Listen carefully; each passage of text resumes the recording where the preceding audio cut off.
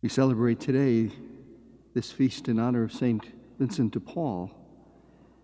He certainly had a very full life, a full biography that included himself being enslaved, and then he served as a chaplain to the slaves. He was an advisor to royalty. He founded an order of priests and collaborated in the foundation of the Daughters of Charity and in their ministry to the poor. His awareness of the poor is captured in one of his own quotes when he said, "We must ask the poor to forgive us for the bread we give them." The prophet Zechariah is one of the visionaries who celebrated God's messianic promises to return to Israel, to have restoration for Israel. His description of a society in which boys and girls play in the streets and the elderly hold a place of honor is a heartwarming description of peace and justice that the Messiah would bring.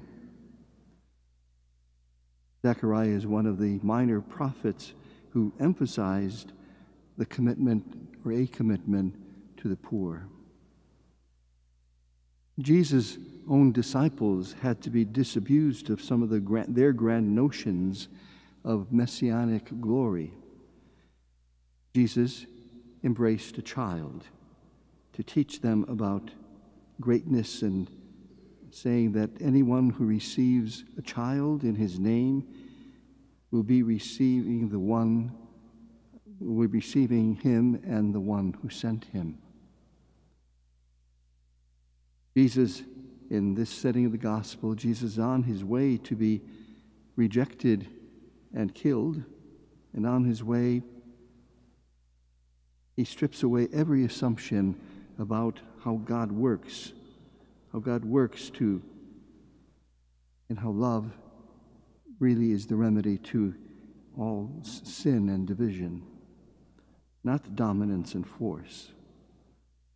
His disciples had to undergo themselves a baptism of fire as they followed him to his death, and they emerged then from all of that as messengers of mercy and models of peace.